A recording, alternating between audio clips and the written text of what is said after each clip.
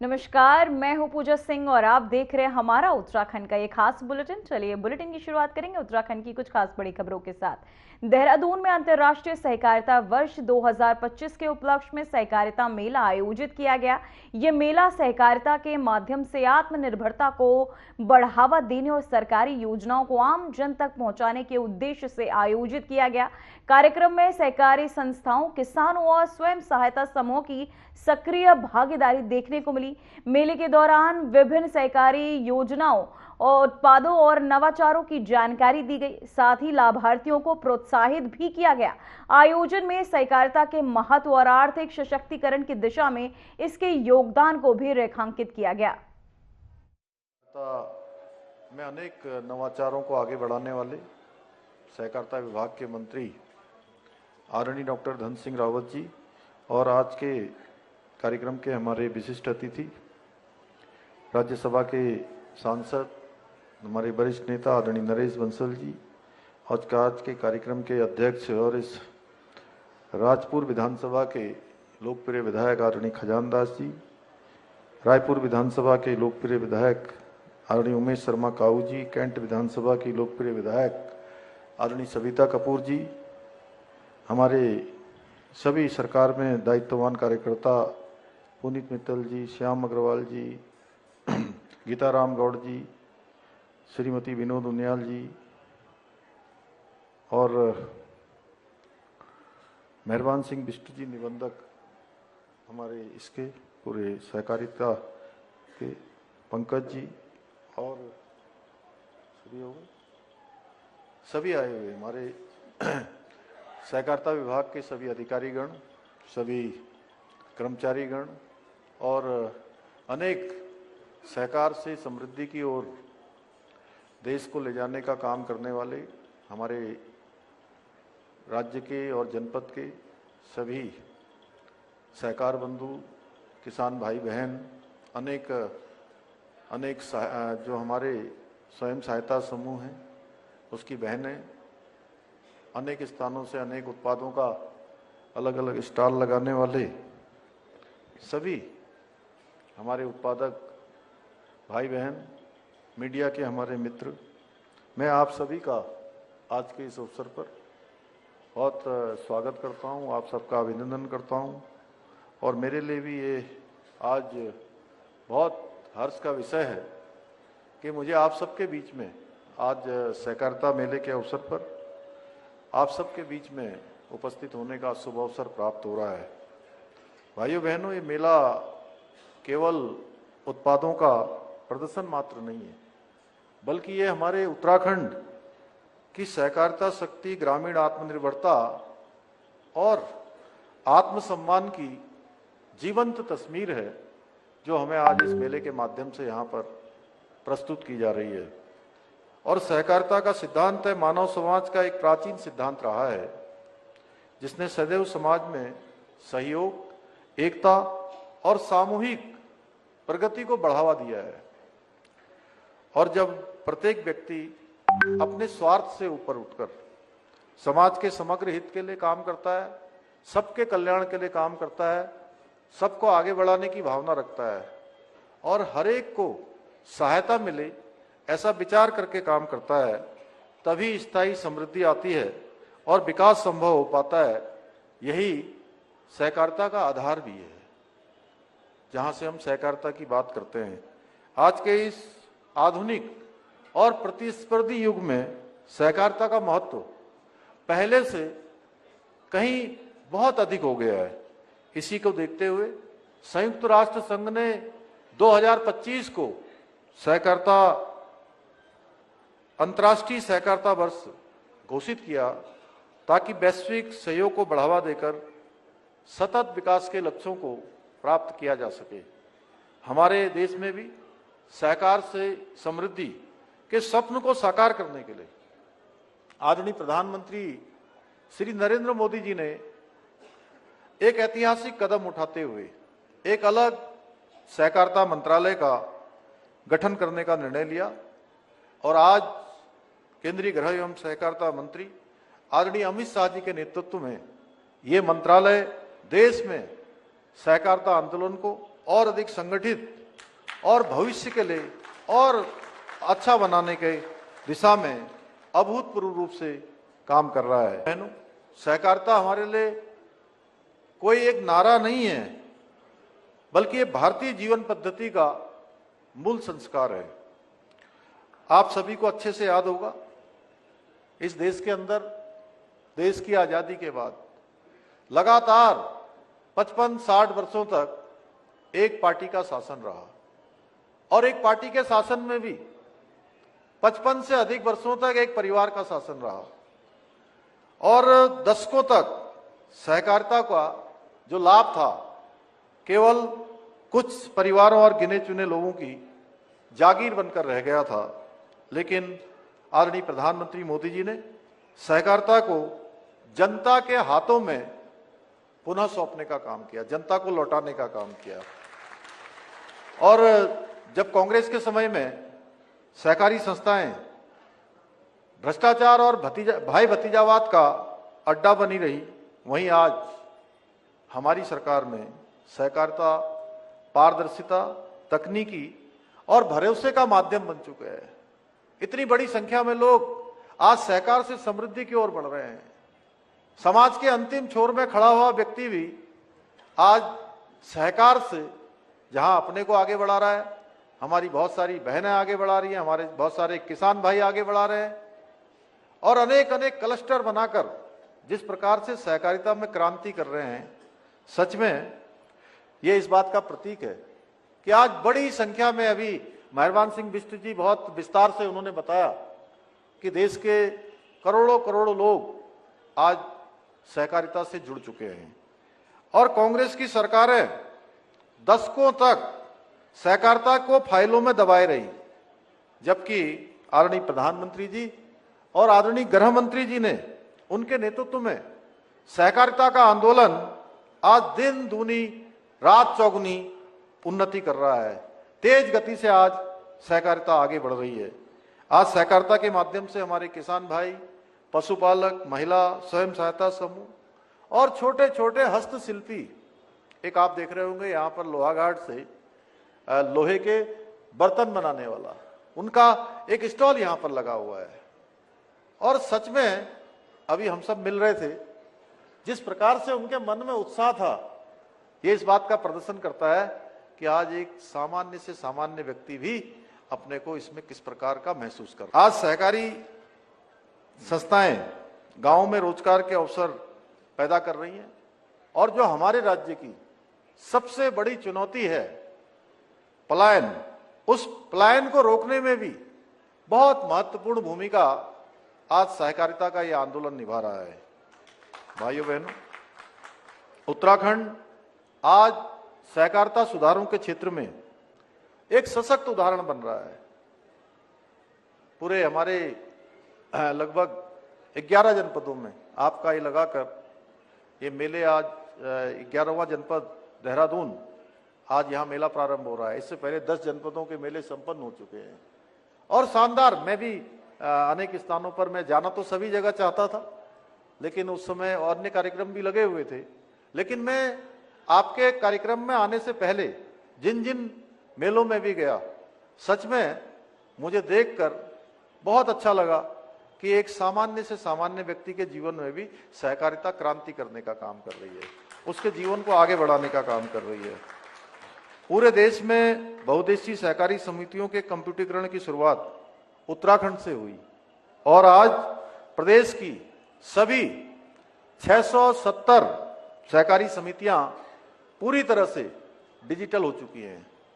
पहले किसान सरकारी दफ्तरों के चक्कर काटता था, जबकि आज एक मोबाइल के माध्यम से विभिन्न जो सेवाएं हैं उनसे हमारा किसान भाई और हमारी बहनें उससे जुड़ रही हैं। यही फर्क है, जिन्होंने 60 वर्षों तक देश के अंदर शासन किया और जो अंत्योदय का सिद्धांत लेकर आदरणीय प्रधानमंत्री मोदी जी के नेतृत्व में आज भारतीय जनता पार्टी की सरकारें जो कर रही है, जिस प्रकार से व्यवहारिकता को आत्मसात कर रही है, आम जन को आगे बढ़ाने के लिए काम कर रही है। आज सहकारी समितियां केवल ऋण देने वाली संस्थाएं नहीं रही, बल्कि वो आज जन औषधि केंद्रों के माध्यम से सस्ती दवाइयां दे रही हैं, कॉमन सर्विस सेंटर के रूप में बीमा, पेंशन, बिजली बिल, आधार और डिजिटल सेवाएं उपलब्ध करा रही हैं। कांग्रेस के समय में जो सहकारी संस्थाएं बोझ हुआ करती थी, आज वो जनता के लिए सुविधा का केंद्र बन गई है। मेरा भी बहुत उत्साहवर्धन होता है, मेरे अंदर भी उनसे ऊर्जा मिलती है। और प्रधानमंत्री जी ने जो उद्घोष बाबा केदार के यहां धाम से, उनके मुंह से जो शब्द निकले थे कि ये दशक उत्तराखंड का होगा, उसमें सबसे बड़ी भूमिका अगर किसी की होने वाली है तो हमारी इन बहनों की होने वाली है, जो कढ़ाई, बुनाई, सिलाई, तमाम खाने के उत्पाद, अनेक प्रकार के उत्पाद आज वो बना रही हैं और सच में वो अग्रदूत का काम करने वाली हैं।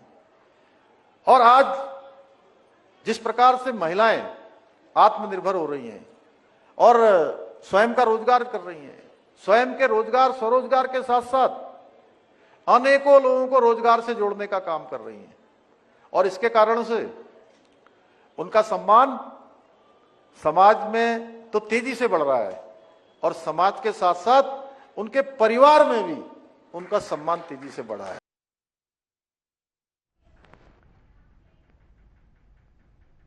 तो वहीं देहरादून के रेंजर्स ग्राउंड में अंतर्राष्ट्रीय सहकारिता मेले का आयोजन किया गया, जिसका शुभारंभ मुख्यमंत्री पुष्कर सिंह धामी ने किया। यह कार्यक्रम उत्तराखंड सहकारिता विभाग द्वारा आयोजित किया गया। मेले में सहकारिता के माध्यम से आत्मनिर्भरता को बढ़ावा देने पर जोर दिया गया। वहीं मुख्यमंत्री धामी ने लाभार्थियों को अनुदान वितरित किए और उत्कृष्ट कार्य करने वालों को प्रशस्ति पत्र भी प्रदान किए। साथ ही कार्यक्रम में सहकारिता मंत्री धन सिंह रावत, राजपुर विधायक खजान दास सहित कई जनप्रतिनिधि मौजूद रहे। मेले में किसानों और स्वयं सहायता समूह की बड़ी भागीदारी देखने को मिली। मुख्यमंत्री ने कहा कि सरकार का लक्ष्य सहकारिता को मजबूत करना और योजनाओं का लाभ समाज के अंतिम पायदान तक पहुंचाना है।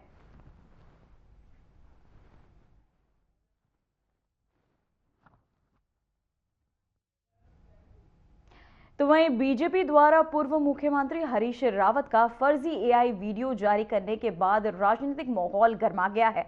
हरीश रावत आज नेहरू कॉलोनी थाने पहुंचे और बीजेपी के आधिकारिक सोशल मीडिया हैंडल से वीडियो जारी किए जाने को लेकर पुलिस को तहरीर सौंपी। उन्होंने फर्जी वीडियो के मामले में कानूनी कार्यवाही की मांग भी की। इस घटना के बाद कांग्रेस में भारी आक्रोश देखा गया। वहीं रावत के समर्थन में प्रदेश भर से वरिष्ठ कांग्रेस नेता और समर्थक थाने पहुंचे। राजनीतिक हलकों में एआई के दुरुपयोग को लेकर तीखी बहस शुरू हो गई। हरीश रावत ने कहा कि चुनाव से पहले बीजेपी तुष्टीकरण की राजनीति कर रही थी और ऐसे हथकंडे लोकतांत्रिक प्रक्रिया में के लिए बड़ा खतरा साबित हो सकते हैं। उत्तराखंड युवा कल्याण एवं प्रांतीय रक्षक दल विभाग द्वारा आयोजित मुख्यमंत्री चैंपियनशिप ट्रॉफी 2025-26 के न्याय पंचायत स्तरीय प्रतियोगिता का सलेमपुर और साथ ही महदूद विकास खंड बहादुराबाद में शुभारंभ किया गया। खेल मंत्री रेखा आर्या ने बतौर मुख्य अतिथि कार्यक्रम की शुरुआत की और साथ ही रेखा आर्या ने बताया कि इस खेल महाकुंभ को नए स्वरूप में आयोजित किया जा रहा है। न्याय पंचायत स्तर से शुरू होने वाली प्रतियोगिता क्रम संख्या ब्लॉक स्तर पर विधायक चैंपियनशिप, सांसद चैंपियनशिप और अंत में राज्य स्तर पर मुख्यमंत्री चैंपियनशिप ट्रॉफी तक जाएगी। इस आयोजन के दौरान प्रत्येक स्तर पर जनप्रतिनिधियों और खिलाड़ियों के बीच सीधे संवाद स्थापित होंगे। वहीं साथ ही हर स्तर पर विजेताओं के लिए अलग अलग पुरस्कार राशि का प्रावधान भी किया गया है, जिससे खेल प्रतिभाओं को पहचान और प्रोत्साहन मिलेगा।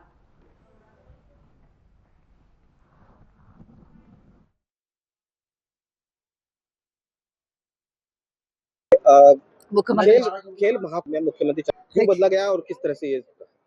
देखिए, मुख्यमंत्री चैंपियनशिप ट्रॉफी की को पहले मुख्यमंत्री पहले खेल महाकुंभ के रूप में ये सारी प्रतियोगिताएं होती थी और 2025-26 से इसे मुख्यमंत्री चैंपियनशिप ट्रॉफी के रूप में प्रतिष्ठित किया गया है और न्याय पंचायत स्तर से इस प्रतियोगिता के लिए आज से आयोजन भी जो है वो शुभारंभ कर दिया गया है और सलेमपुर न्याय पंचायत से इसकी शुरुआत हो चुकी है। इसके नाम परिवर्तन के पीछे ध्येय यही है कि यहाँ जनप्रतिनिधियों को उससे जोड़ना जनप्रतिनिधियों के माध्यम से, क्योंकि सभी जनप्रतिनिधि बहुत ही प्रतिष्ठित होते हैं, चाहे वह माननीय विधायक जी हों, चाहे सांसद जी हों, चाहे प्रभारी मंत्री हों, चाहे माननीय मुख्यमंत्री जी हों।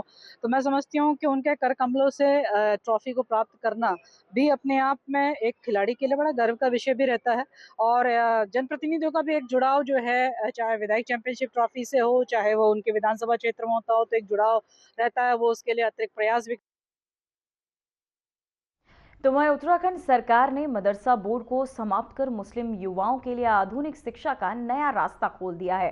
काशीपुर में वक्फ बोर्ड अध्यक्ष शादाब शम्स ने प्रेस वार्ता में बताया कि 7 अक्टूबर 2025 को राज्यपाल की मंजूरी के बाद मदरसा बोर्ड खत्म किया गया। उन्होंने कहा कि अब मदरसों में पहले सत्र में उत्तराखंड बोर्ड की आधुनिक शिक्षा और दूसरे सत्र में दीन की तालीम, आपको बता दें, दिन की तालीम दी जाएगी। शम्स ने कांग्रेस पर हमला करते हुए कहा कि धामी सरकार का लक्ष्य मुस्लिम युवाओं को शिक्षित और आत्मनिर्भर बनाना है।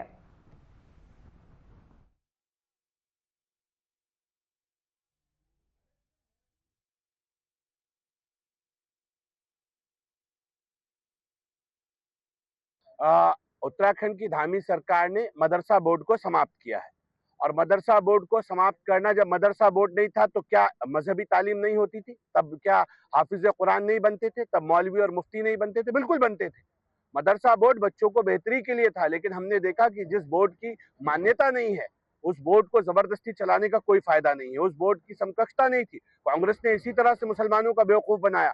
आज मेरे मुख्यमंत्री चाहते हैं कि हमारे बच्चों को भी शिक्षा का अधिकार मिले। जो तमाम मदारिस हैं वहाँ फर्स्ट हाफ में उत्तराखंड बोर्ड पढ़ाया जाए और सेकंड हाफ आफ्टर स्कूल वहाँ वो बच्चे, वो मदारिस, वहाँ कुरान का दर्स हो। मेरे बच्चे हाफिज कुरान के साथ साथ अब डॉक्टर, इंजीनियर, फिलोसोफर बनकर डॉक्टर एपीजे अब्दुल कलाम के रास्ते पर आगे बढ़ सकेंगे। मुझे लगता है बहुत पॉजिटिव सोच के साथ इस निर्णय को लिया गया है। और जो लोग विरोध कर रहे हैं, या तो वो नासमझ हैं, अनजाने में विरोध कर रहे हैं, या वो पॉलिटिकल मुसलमान हैं जो विरोध कर रहे हैं, क्योंकि उनको केवल और केवल विरोध की राजनीति करनी आती है। अगर उनका नियत साफ होती तो आज हमारे बच्चों का मुस्तकबिल बेहतर होता। हमने देखा जस्टिस सच्चर कमेटी की रिपोर्ट आई जिसमें मुसलमानों के हालात दलितों से बदतर थे। तो किन की सरकारें रही जो मुसलमानों के हालात दलितों से बदतर हो गए? आज वो लोग बताएंगे जिनको इतना बड़ा सर्टिफिकेट मिला है कि उनके कार्यकाल में, उनके राज में मुसलमान किस कैटेगरी पे आके खड़ा हो गया था। आज मुसलमान पढ़ रहा है, बहुत तेजी से आगे बढ़ रहा है। और मैं कहता हूं हमारी सरकार सबका साथ, सबका विकास, सबके विश्वास के नारे के साथ आगे बढ़ रही है। तो वहीं मुख्यमंत्री पुष्कर सिंह धामी ने चमोली में भालू हमले के पीड़ित छात्र से फोन पर बातचीत कर उसका हालचाल जाना। मुख्यमंत्री ने पीड़ित परिवार को भरोसा दिलाया कि राज्य सरकार हर स्तर पर उनके साथ खड़ी है। इस दौरान सीएम धामी ने भालू से बच्चों की जान बचाने वाली साहसी छात्राओं दिव्या और दीपिका की बहादुरी की सराहना करते हुए उनके साहस को पूरे प्रदेश के लिए गर्व और प्रेरणा का विषय बताया। मुख्यमंत्री ने वन विभाग और जिला प्रशासन को निर्देश दिए कि गश्त बढ़ाई जाए और स्कूलों के आसपास सुरक्षा व्यवस्था को और अधिक पुख्ता किया जाए।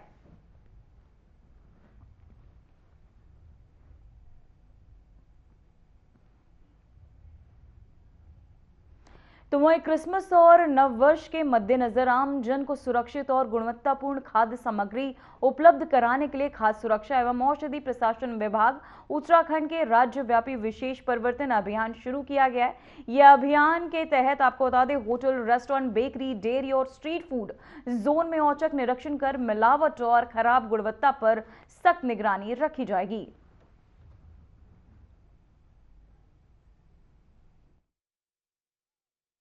अभी हमने सभी आदेशित किया है सभी अधिकारियों को कि हमारे उत्तराखंड के अंदर मसूरी है या देहरादून है, हरिद्वार में है, ऋषिकेश है, रामनगर, नैनीताल, जितने भी हमारे पर्यटन स्थल हैं, इन पर अपनी विशेष निगरानी रखें। और इन क्षेत्रों में अपने, हमारे पास मोबाइल वैन है, 3 मोबाइल वैन है, उनको भी हमने उसके नोडल जो अपने डीसी लेवल के अधिकारी हैं उनको बताया गया है कि वो रेगुलर जा करके चेकिंग भी वहाँ पर करते रहें। और जो बीच जितने भी अपने इंस्पेक्शन करते हैं, जो उसकी रिपोर्ट है हमेशा मुख्यालय को प्रेषित करें, जिससे कि अग्रिम कार्रवाई की जा सके। और सभी अधिकारियों को ये भी सूचित किया गया कि कोई इस दौरान कोई भी छुट्टी उनके लिए नहीं है, वो अपने कार्यों पर व्यस्त रहें। और उन सभी लोगों को, जो आने वाले लोग हैं, उनको कोई भी ऐसी चीज़ें प्रॉब्लम ना आए जिससे कि हमारे स्टेट के लिए छवि गलत खराब हो। तो इसलिए हम उसको रेगुलर बेसिस पर हम जाँच कर रहे हैं, मॉनिटरिंग कर रहे हैं। और इन लोगों को गाड़ियाँ उपलब्ध करा दी गई कि कोई भी ऐसा ना हो कि एनफोर्समेंट में कहीं कमी रह जाए, तो उसके लिए उनको गाड़ियों के लिए आदेशित किया गया। फिलहाल उत्तराखंड की खबरों में इतना ही। मुझे दीजिए इजाजत।